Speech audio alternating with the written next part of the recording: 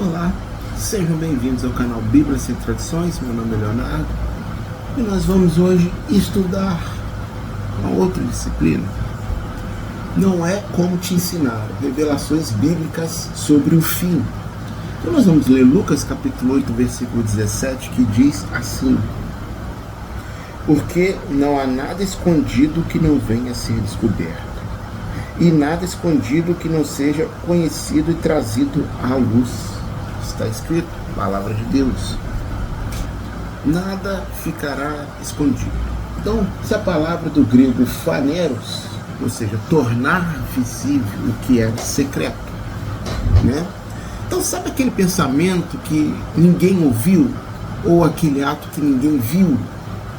Romanos 2,16 diz que o dia da revelação está chegando. O segredo vai virar notícia pública. Você está preparado? Então, você já parou para pensar que o seu segredo mais profundo tem data de validade? No grego original existe a palavra phaneros. Ela não significa apenas mostrar, significa tornar público o que era impossível de se saber. Então, de acordo com Coríntios 2,16, nossos atos e palavras mais íntimos serão expostos à luz. Hoje eu vou te explicar porque isso não é um filme de terror, mas uma verdade bíblica que você precisa entender. Cuidado, falsas doutrinas estão destruindo vidas e você pode não perceber. Você acha que toda mensagem cristã que você ouve hoje é realmente verdadeira? Pregações, vídeos, enfim, ensinamentos. E se algumas dessas palavras estiverem, na verdade, te afastando da verdade? Então a Bíblia faz um alerta sério. Ela diz, é preciso manejar bem a palavra da verdade. Não é apenas ler, não é apenas ouvir. É entender corretamente. Porque quando a verdade é distorcida, o resultado é devastador. E aqui entra um perigo que muitos ignoram. Existe algo chamado quenofonia, uma palavra grega que significa falatório vazio, debates inúteis, conversas sem valor, palavras que parecem importantes, mas não têm verdade. Então, na primeira carta a Timóteo, capítulo 6, versículo 20, isso já era um problema nos tempos bíblicos, mas fica ainda mais sério. A Bíblia compara falsas doutrinas a uma doença mortal. A palavra usada é como algo que se espalha, consome, destrói aos poucos, assim como uma gangrena espiritual. Então, no Evangelho de João, capítulo 10, versículo 9, nós vemos a importância de entrar pela porta certa, a verdade. Mas muitos, estão entrando por caminhos errados. Muitos, a maioria. E sabe o que é mais assustador nisso tudo? Já na época bíblica havia pessoas que se desviaram da verdade, naufragaram na fé e começaram a ensinar coisas falsas. Como dizer que a ressurreição já havia acontecido? E isso destruiu a fé de outros. Falsos ensinos não são apenas erros teológicos. Eles são perigos reais que corroem sua fé, silenciosamente, até levar à ruína espiritual. Então vamos disciplinar a matéria. E se tudo que você aprendeu sobre o fim dos tempos estiver incompleto? E se algumas das interpretações mais populares da Bíblia, repetidas por anos, não estiverem alinhadas com o que o próprio texto realmente diz? Este não é apenas mais um vídeo. Aqui você vai confrontar ideias que muitos nunca questionaram. O anticristo realmente trará paz? Todos verão Jesus ao mesmo tempo? Existe apenas um julgamento final? Os eventos de Apocalipse já começaram. Então, no decorrer desse estudo, nós vamos mergulhar, nós vamos disciplinar a matéria nas Escrituras e revelar detalhes que passam despercebidos pela maioria, mas que muda completamente a sua compreensão sobre os últimos dias. Então, prepare-se, porque algumas dessas verdades vai te surpreender profundamente. Então vamos lá. O anticristo não trará paz ao mundo, a verdade que esconderam de você. Muitos aí dizem que esse anticristo vai trazer paz nos primeiros 3 anos e meio. Será mesmo? Você já ouviu dizer, né, que o anticristo vai trazer paz mundial, prosperidade, união entre as nações, e que por causa disso o mundo inteiro vai se render a ele? Isso não é verdade. A Bíblia revela algo completamente diferente e muito mais assustador. Desde o início, as Escrituras deixam claro que esse anticristo não será um líder de paz mundial. Sim, ele fará uma aliança, uma falsa paz, especialmente com Israel, por um período de 7 anos. Mas essa paz é apenas uma máscara. Daniel 8:25, Daniel 9:27, vemos que por meio da paz ele destruirá muitos. No Evangelho de Mateus, capítulo 24, versículo 15 a 26, essa falsa segurança se transforma em caos. Enquanto alguns pensam que ele governará o mundo inteiro em harmonia, muitos, a maioria, a realidade bíblica mostra o contrário. Ele sobe ao poder em meio à guerra e continua em guerra até o fim. Em Apocalipse 17, versículo 4 a 7, ele recebe autoridade, mas para guerrear. Zacarias 14, vemos o mundo em conflito. Apocalipse 19, 11 a 21, tudo termina em uma batalha final contra Cristo, na batalha do Armagedon. Ou seja, não há paz global, não há conquista, não há destruição, engano e até prospera, mas não o mundo. Em Daniel 8:24 mostra que ele cresce em poder. E em Daniel 11:35 a 45 vemos guerras e conflitos contínuos. Então essa prosperidade, ela é apenas para ele e para o sistema que controla. Ele não governa todo o planeta, como 98% aí diz. Ele não traz riqueza mundial. Ele não estabelece paz verdadeira. Ele é, na verdade, um conquistador em guerra constante, como todos os impérios antes dele, só que em escala profética. O maior erro é acreditar em uma falsa paz, porque é justamente essa ilusão. Essa ilusão que prepara o mundo para esse engano final. A Bíblia não mostra um salvador político, mas sim um sistema que engana, domina e destrói. Milhões não verão Jesus voltar, a verdade chocante da segunda vinda. Então, você acredita que quando Jesus voltar, todo mundo verá ao mesmo tempo?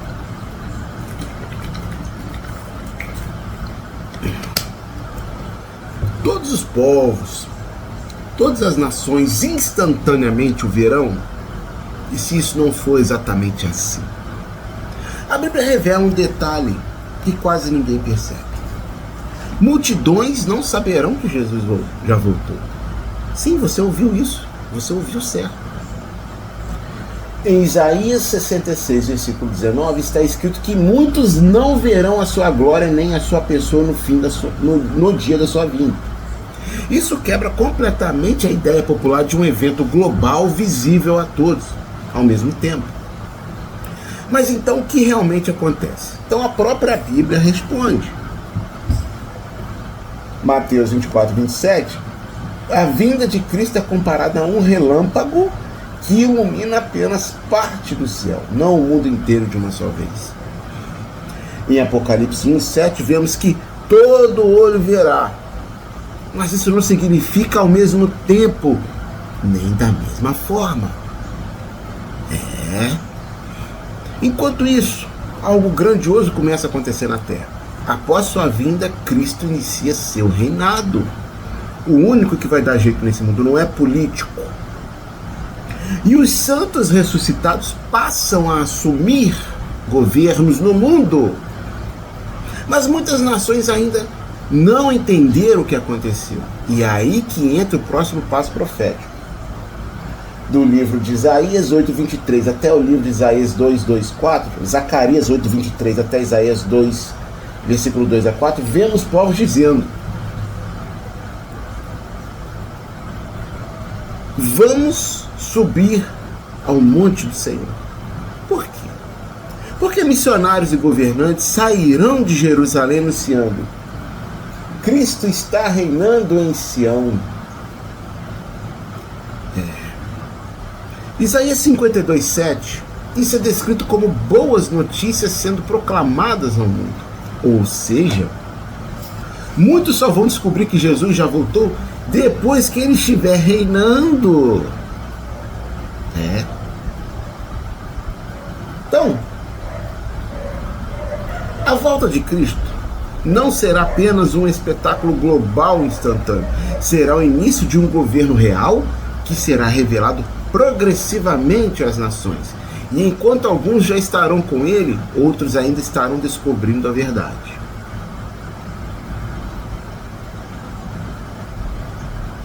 Não existe julgamento final único, o que a Bíblia realmente revela. O que a Bíblia revela. Você já ouviu falar do chamado julgamento final? Aquele momento em que todos, justos e ímpios, são julgados juntos. Parece lógico, parece justo, mas há um detalhe que quase ninguém percebe. A Bíblia não ensina um único julgamento geral. Isso mesmo. Quando olhamos com atenção para as Escrituras, descobrimos algo surpreendente. Apocalipse 20:1-15, nós vemos claramente que existem duas fases distintas. Primeiro, os justos ressuscitam. Depois, eles reinam com Cristo por 1000 anos. Só então, os ímpios são ressuscitados para julgamento. Então existe um intervalo de 1000 anos entre esses dois momentos. Mas não para por aí. Antes mesmo de voltarem com Cristo à terra, os justos já passaram por outro julgamento, o chamado Tribunal de Cristo. Romanos 14, versículo 10 a 11. E a segunda carta aos Coríntios, capítulo 10, versículo 9 a 11, a Bíblia mostra que os salvos são avaliados, não para condenação, mas para recompensas. Ou seja, quando Jesus voltar, eles já sabem sua posição no reino. Já receberam suas recompensas. Já estão preparados para governar. Mateus 16:27 deixa isso claro. Cristo vem recompensar cada um conforme suas obras. Então agora vamos pensar um pouco. Mateus 24:25, vemos a volta de Jesus e o fim desta era. Já em Apocalipse 20, vemos o fim do milênio.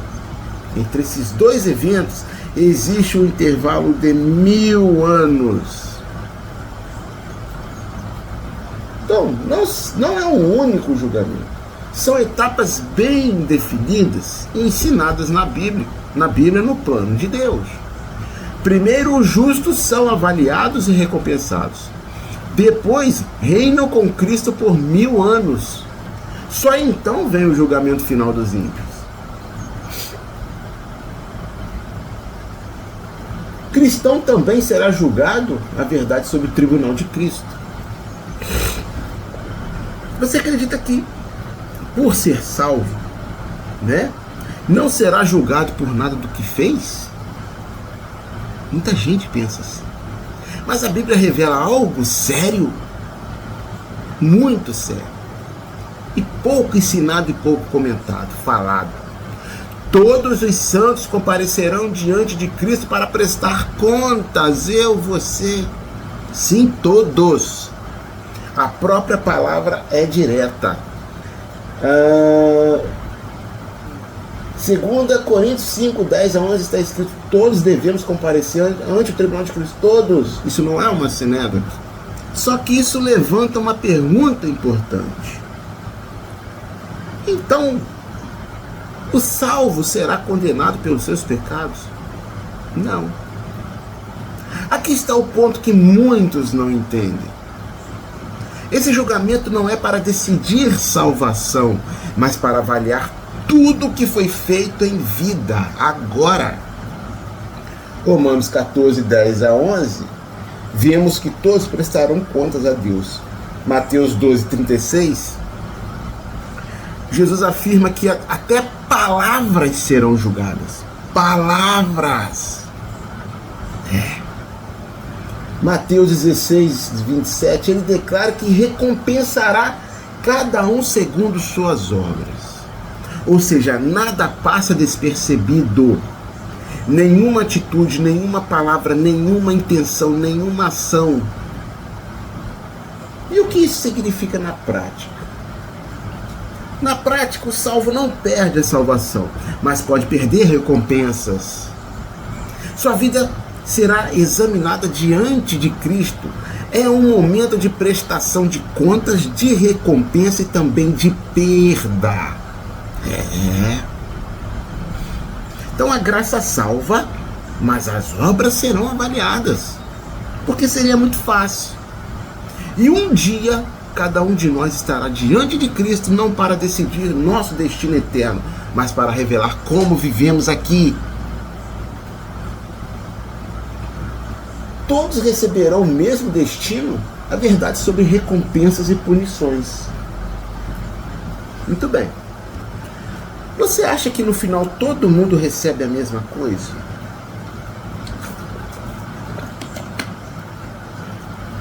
No céu, todos iguais. No inferno, mesmo castigo para todos. A Bíblia mostra algo bem diferente e impactante. Então vamos começar com uma verdade que muitos ignoram: que existem graus de punição. Vamos lá? Mateus 10, 15 e Mateus 11, 22. Jesus fala de cidades que terão juízo mais rigoroso que outras. Marcos 12, 40, ele afirma que alguns receberão maior condenação. Lucas capítulo 20, versículo 47, isso é reforçado novamente. Ou seja, o julgamento não é igual para todos. Cada pessoa será julgada conforme suas obras, sua consciência e o que fez com a verdade que recebeu. Então agora vem o outro lado dessa revelação. Também existem graus de recompensa no céu. Mateus 16, 27, Jesus diz que recompensará cada um segundo suas obras. 1 Coríntios 3, 11 a 15, vemos que alguns recebem galardão, enquanto outros sofrem perda. Apocalipse 22, 12, Cristo declara: minha recompensa está comigo para dar a cada um conforme suas obras. Então, pare e pense nisso. Não é tudo igual no juízo. Não é tudo igual no céu. Não é tudo igual na condenação. Deus é justo. E sua justiça é perfeita e individual. Então, cada escolha, meus amigos e amigas, importa. Cada atitude conta. Cada decisão tem peso eterno. O destino final pode ser céu ou inferno. Mas o que você vive hoje define como será essa realidade e eternidade no futuro. Não são 4 cavaleiros o mistério do 5º cavaleiro do Apocalipse. Vão achar que eu estou inventando. Então vamos à Bíblia. Você já ouviu falar dos 4 cavaleiros do Apocalipse, certo? Cavalo branco, vermelho, preto, amarelo. Mas e se eu te disser que pode existir um 5º cavaleiro? Sim, e quase ninguém percebe isso. Está escrito. Então vamos ao texto. Apocalipse 6 são descritos 4 cavalos, correto? Até aqui tudo normal. Mas quando chegamos ao 4º cavalo, algo chama a atenção. Em Apocalipse 6, versículo 8, está escrito que o cavaleiro do cavalo amarelo, ou esverdeado, se chama Morte. E então vem a frase surpreendente: e o inferno seguia. E agora? Então agora pare e pense comigo. Se existem 4 cavalos e o 4º tem alguém seguindo ele, quem é esse que segue? O texto não diz que é o mesmo. Ele menciona 2 entidades distintas: morte e inferno. Vamos raciocinar. Isso levanta uma possibilidade intrigante. Não seriam apenas 4 cavaleiros, mas 5 personagens em ação.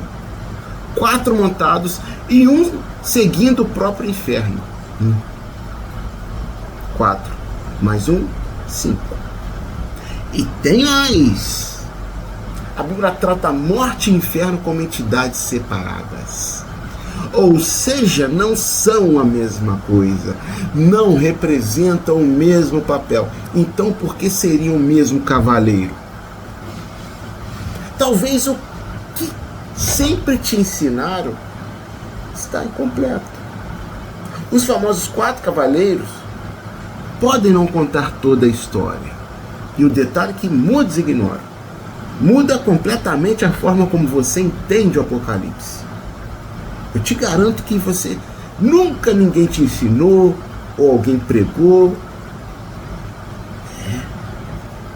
Precisamos estudar, meus amigos. Nós precisamos. Como diz aquele hino, dá o teu melhor para o mestre. Esses hinos antigos, que isso que é hino, não é esses negócios maçônicos que tem hoje, não. Então, continuando. A parábola das 10 virgens não é sobre os cristãos de hoje? Entenda isso. Você já ouviu dezenas de vezes que a parábola das 10 virgens representa os cristãos de hoje? 5 prudentes, 5 insensatas. E que isso fala diretamente da igreja atual. E essa interpretação não estiver completa. Então nós vamos olhar com atenção o que Jesus realmente quer ensinar. Mateus 25, Jesus conta a parábola das virgens. Mas aqui está o ponto-chave que quase ninguém observa. Que essa parábola ela foi baseada em um acontecimento real da época de Cristo. Em um casamento judaico. Ela não foi criada para definir uma classe específica de cristãos modernos, mas sim para ensinar um princípio essencial: vigilância. E o próprio Jesus deixa isso claro. Mateus 25, 13. Vigiai, pois, porque não sabeis o dia nem a hora. Esse é o foco da parábola. Não é classificar grupos, mas sim alertar sobre estar preparado. E agora vem algo ainda mais profundo. Pois bem, a parábola começa com uma palavra muito importante: então. Isso conecta o ensino com o contexto anterior. Mateus 24, Jesus está falando sobre eventos após a tribulação, sua segunda vinda. Ou seja, essa parábola está ligada diretamente ao período depois da tribulação, não ao arrebatamento antes dela. Ponto. E mais, Zacarias 14, 5 e Judas 14, nós vemos que os santos voltam com Cristo para estabelecer o reino na terra. Então isso significa que os cristãos de hoje já estarão com Cristo. Não estarão na terra após a tribulação. Eles retornam com Ele, não ficam esperando como na parábola. Mateus 13, Jesus mostra que há um ambiente misto, joio e trigo. bons e maus convivendo juntos. Não é? A parábola das virgens se encaixa nesse contexto. Um alerta para quem está dentro desse cenário, não necessariamente a igreja já glorificada. Então a parábola das 10 virgens não é sobre rotular cristãos de hoje. Trata-se de um alerta poderoso sobre vigilância para um momento específico no plano profético. E o erro de interpretação faz você perder o foco da mensagem principal. Continuando. Os juízos do Apocalipse já começaram? A verdade é que poucos entendem.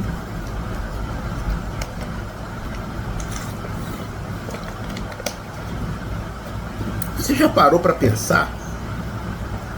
Os selos, as trombetas e as taças do Apocalipse já estão acontecendo hoje? Guerras, crises, desastres. Muitos dizem que já estamos vivendo isso, muitos, a maioria. Mas será que isso é o que a Bíblia ensina? Será que é isso que a Bíblia ensina? Meus amigos e minhas amigas, quando analisamos com atenção o contexto de Apocalipse, especialmente os capítulos 4 ao 22, descobrimos algo crucial. Esses eventos acontecem depois de um momento específico. E qual é? O arrebatamento da igreja. E isso muda tudo.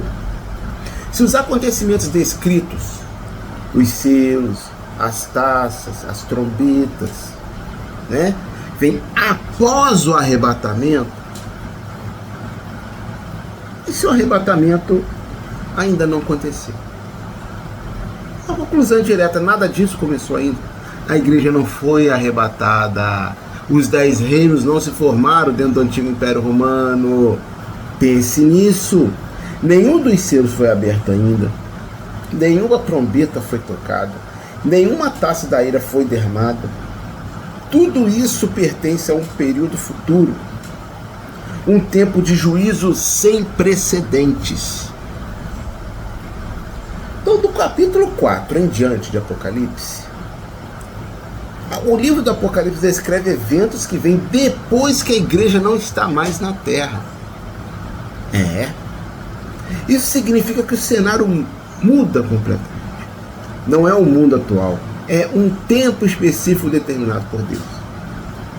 O que vemos hoje pode até parecer o começo de algo, mas biblicamente falando, os juízos do Apocalipse ainda estão por vir. E quando começarem, o mundo nunca terá visto nada igual.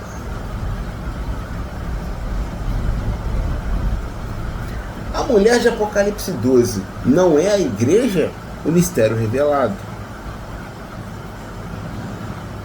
Muito bem. Você já ouviu que a mulher vestida de sol em Apocalipse 12 representa a igreja? Uma figura gloriosa, poderosa, espiritual. Mas e se essa interpretação estiver errada? A Bíblia aponta para algo completamente diferente. Então vamos ao texto. Apocalipse 12, aparece uma mulher vestida de sol, com a lua debaixo dos pés e uma coroa de 12 estrelas. Então, uma imagem impressionante. Mas o segredo está no contexto profético. A partir de Apocalipse capítulo 1, todos os eventos descritos acontecem após um momento decisivo, o arrebatamento da igreja. O rapto da igreja. E isso muda completamente a interpretação. Se os eventos de Apocalipse 12 acontecem depois que a igreja já foi retirada da terra, então surge uma pergunta inevitável: como essa mulher poderia representar a igreja, se a igreja não está mais aqui? Então a resposta ela é muito clara. Essa mulher, ela representa algo que permanece na terra após o arrebatamento. E a própria simbologia nos dá pistas. 12 estrelas, lua, sol, e esses elementos apontam para algo muito específico nas Escrituras. o povo de Israel. Não é esse que está aí. Muito bem. A mulher de Apocalipse 12 não simboliza a igreja, mas sim Israel nacional, dentro do cenário profético dos últimos dias. E entender isso muda toda a leitura do Apocalipse.